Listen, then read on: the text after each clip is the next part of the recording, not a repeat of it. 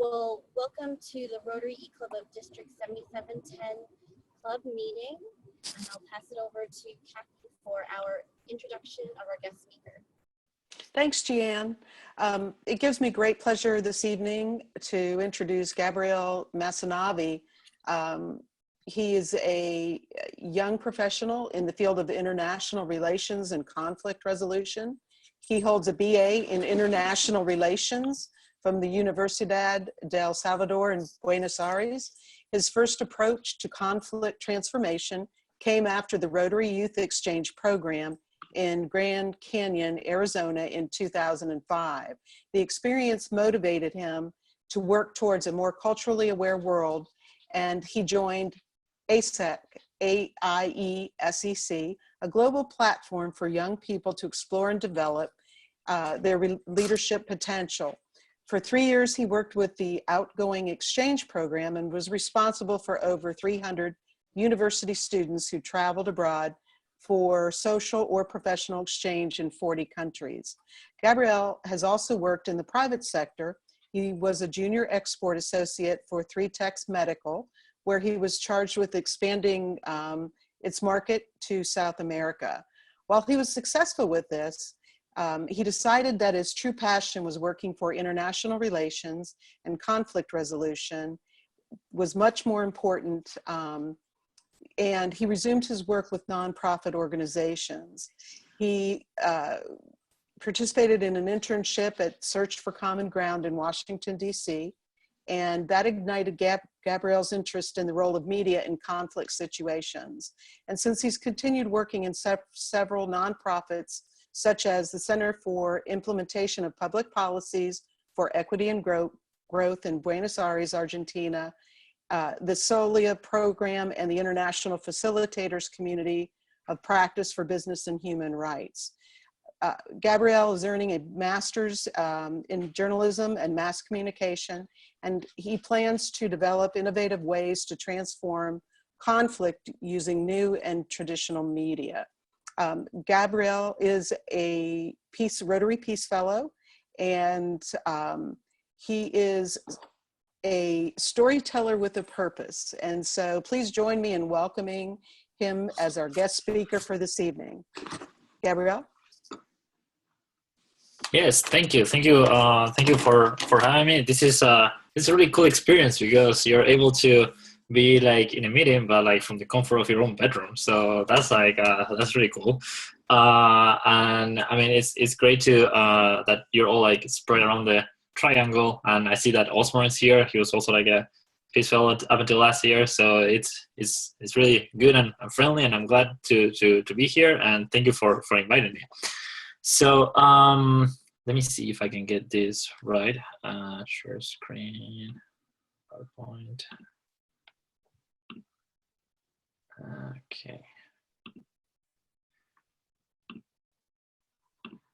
Okay, can you all see the presentation?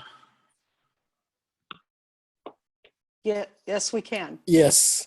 Perfect. Alrighty, so thank you, Kathy, for the introduction. And yeah, I'm Gabriel Maissonave. I'm from Argentina, and I'm gonna kind of like reduce my introduction then, since like that's already been done in a really good way. And actually, like yeah, I really like that bio. I don't know why, but anyways, I think that one of the main thing that I wanted to like point out in terms of like how I got here and how I became a Peace Fellow is that being a Rotary Youth Exchange when I was 17 actually was the thing that like put me in the path of like conflict resolution and conflict transformation.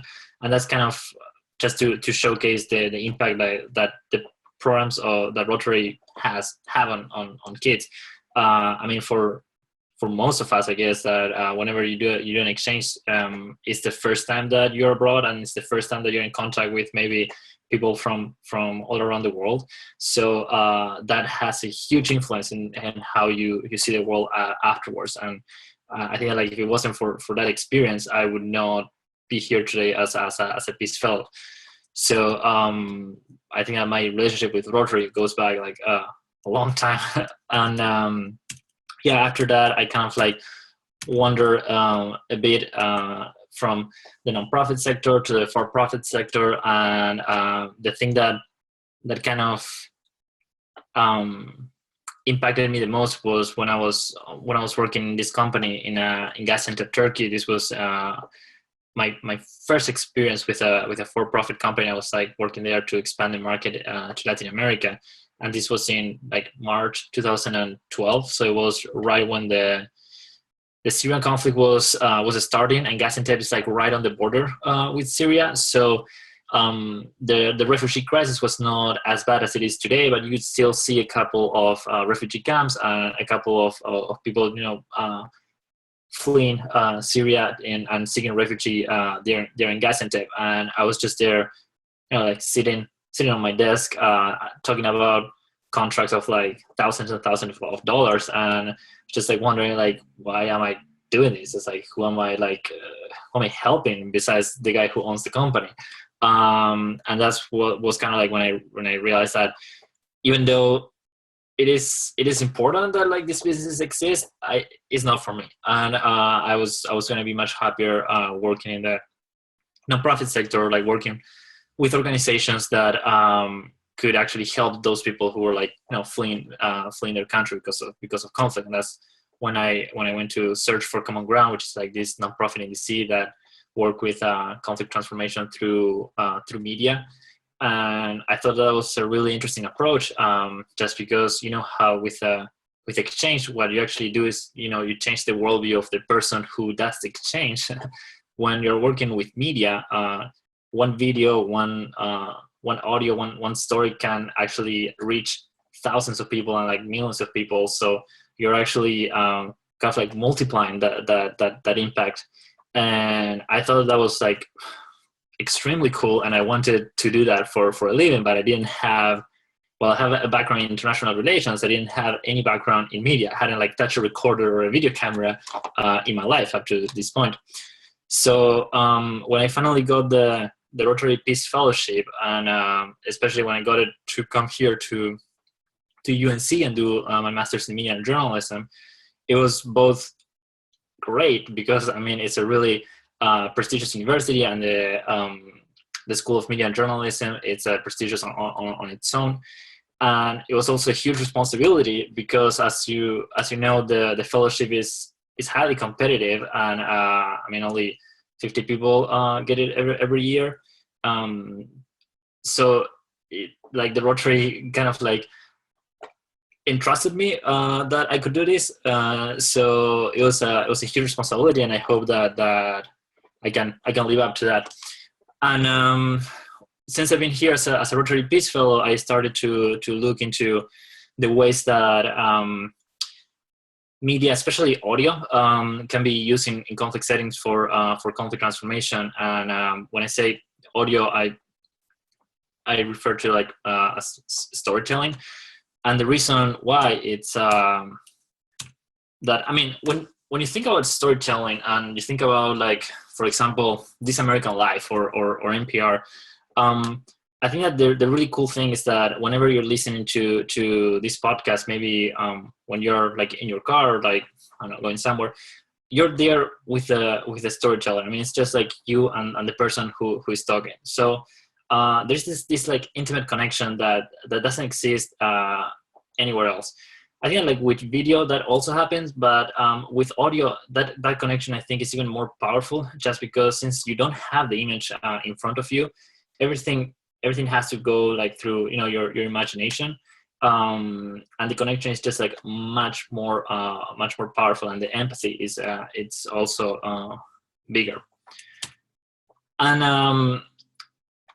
I think that like the good thing about storytelling is that, I mean, we kind of understand or we make sense of the world like through stories. That's how, like, since we're kids, they teach us, not to talk with strangers, or not to, I guess, eat candy from a witch if you're like Hansel and Gretel. I don't know, but I mean, we make sense of the world like through stories, and by listening to someone else's stories, we are able to understand their point of view, and that's why I think that increases also the feelings of empathy.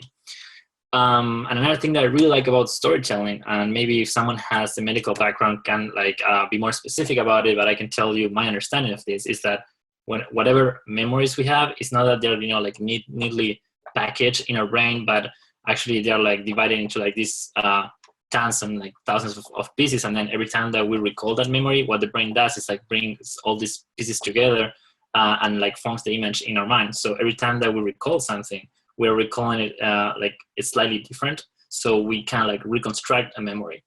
So whenever we have, or whenever we share like a traumatic experience or like any kind of stories, we actually have the chance to give new meaning to that experience. And even sometimes saying things out loud is, you know, it's cathartic. So I feel that whenever a person is brave enough, because it takes a lot of courage to be in front of a microphone and like open up to a stranger, because sometimes it's just a stranger. Whenever they're able to do that, I think it's therapeutic for the person who is telling their own story. And I think that it's also therapeutic for the listener, because sometimes you're able to connect or like, yeah, I guess that feel the same things as the person who's telling the story, feel identified with what's going on in the story.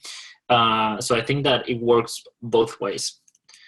And then the last point that I like, which is like the minimal, is that since sometimes, depending on the medium too, but for example, if you're listening to a story on a radio or on a podcast, you're not able to like interrupt the storyteller in the middle and say, hey, I don't agree with you. You have to like listen to the whole thing, and you have to like understand the whole rationale behind the story before you're able to form your own opinion and before you're able to make a judgment of the story. So it minimizes the urge of like counter argue what the storyteller is saying. So I came into this program to kind of like develop my skills in storytelling and to be able to use them in conflict situations. And I don't know if you know a lot about how the fellowship works, but usually, well, not usually, during the summer of like between your first year and your second year, you are required to do an internship, what is called an applied field experience.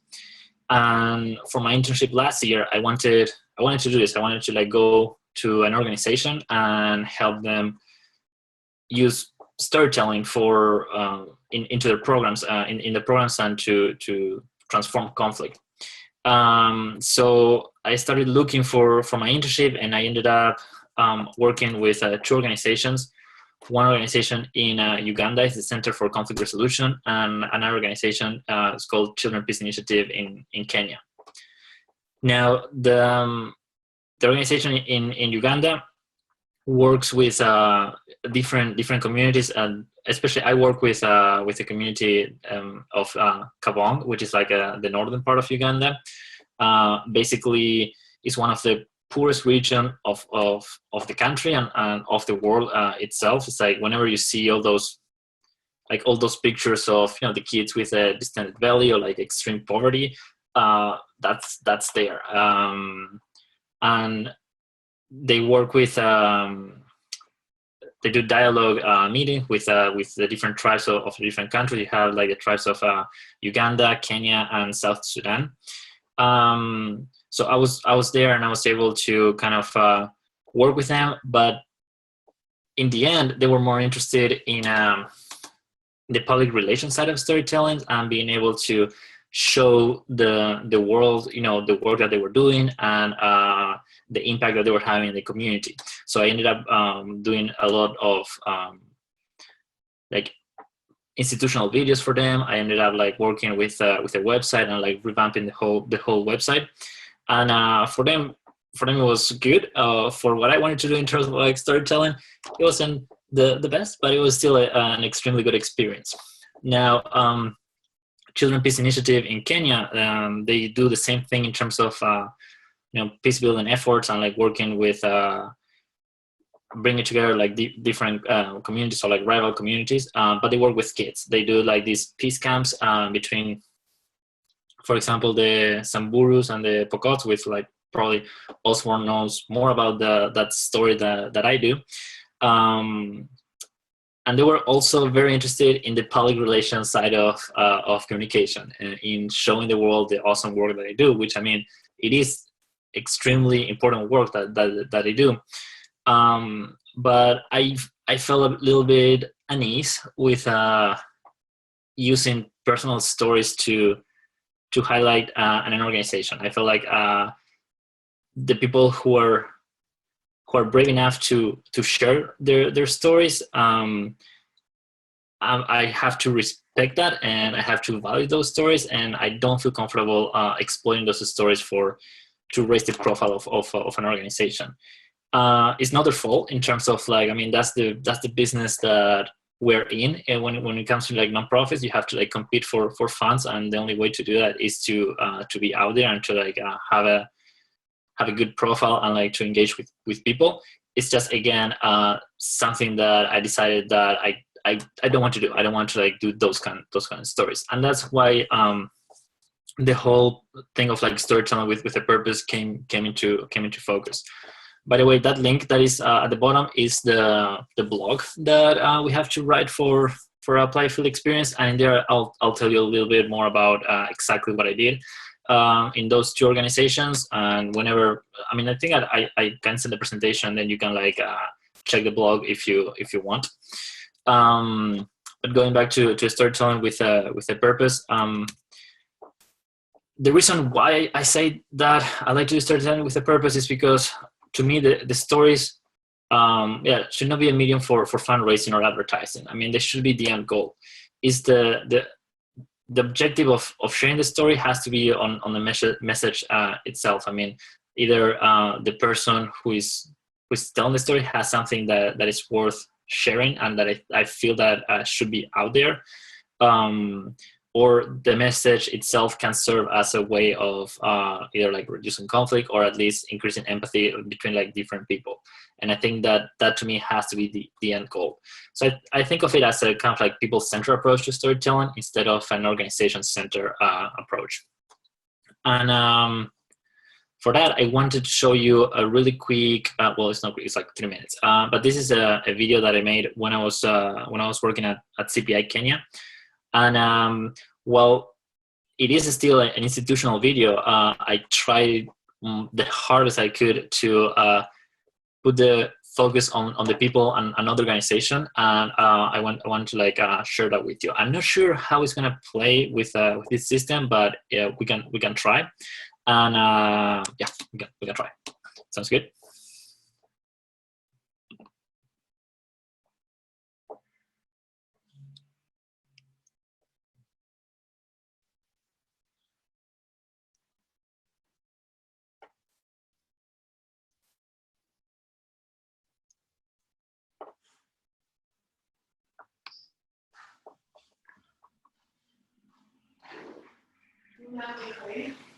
I don't have the sound. I don't know if anybody else can hear it. You don't have a sound? No, I don't. Okay. Kathy? I am only seeing a sound, or I'm not seeing a sound either, or hearing a sound. Okay, then I guess I won't show you the video. I can send you the link, and then maybe you can like look at afterwards. That would be awesome. Or can you show it? Is it like in the background, and you can show the YouTube or play the YouTube video? Yeah, I can look at the YouTube video really quick if that would help you. Like right now, you're seeing my screen, or just seeing the PowerPoint? The screen. Okay. Find it really quick.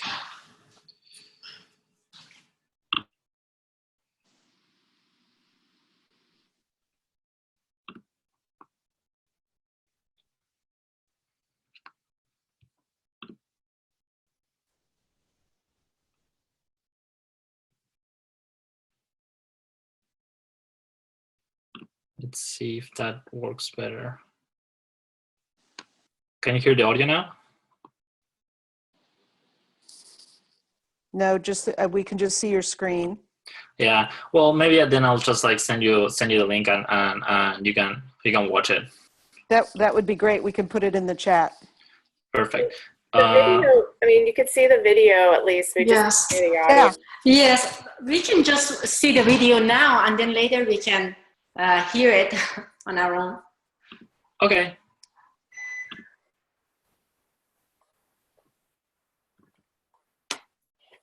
Can you see it? No, it went away. We can see it now. Technology.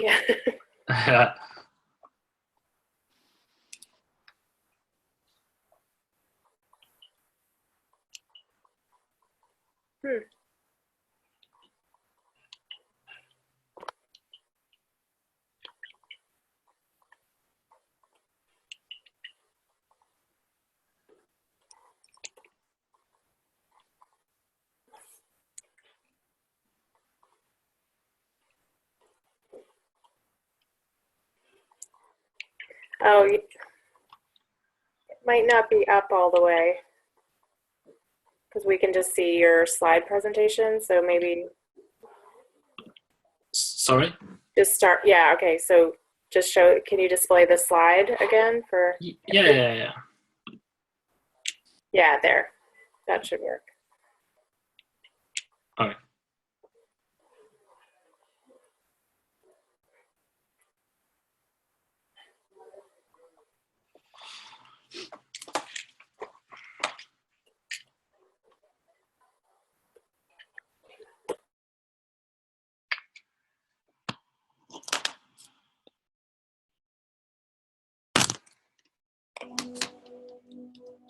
Kuna siku moja nilikuwa nachunga ng'ombe kwa hii mstini.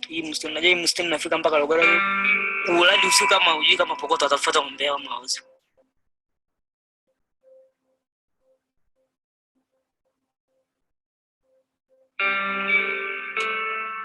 Yaani siku anadhania kama nitampata rafiki ya Pokoto.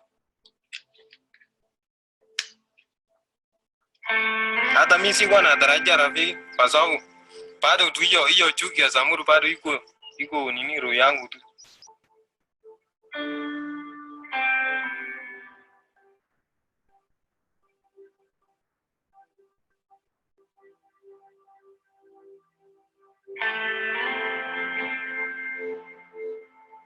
Aliniuliza tu shule. Aliniuliza jina. Mwambia sasa mimi nitaambia Abdi jina.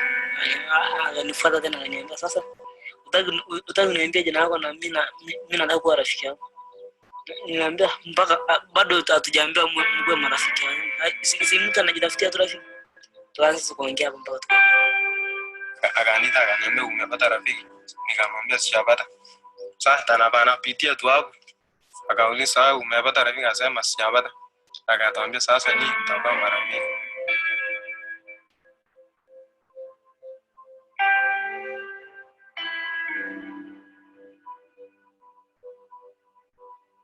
Sikumbuki hapo mzuri, nikakuja soko tu.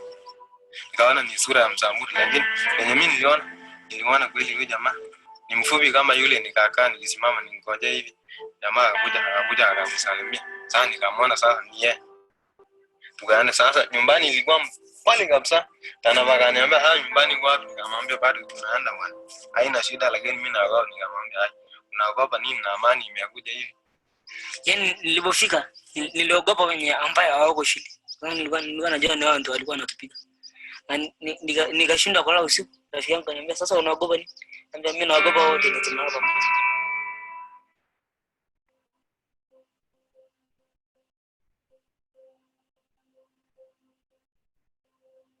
Niliona sasa Pokoto na Wasamburu ni watu the same tu. Sababu hata ukifuata kitabu The Analogs, yaani niligundua kwamba sio Pokoto peke yao ndio walikosea na sio Wasamburu peke yao walikosea. Ni wote ndio walikosea, kwa sababu wote sisi tulikuwa hapa. Wasamburu anasema ni Pokoto ndio ametukosea na Wasamburu na Pokoto anasema ni Pokoto ndio ametukosea. Ile maneno ndio yenye unaamua kufanya ndio unaona mabaya. Tumekuwa kama nini brothers tu. Yaani sio mimi peke yangu sasa ndio rafiki ya huyu.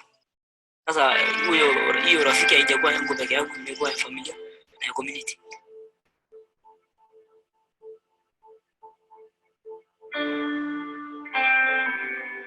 Nikamwambia tanabai yari lazima mimi nikuje niishi yari. nikisoma mpaka nimalize shule. Nitakuja kuishi na familia yangu. Hiyo ndio mimi nilikuwa nafikiria mpaka sasa.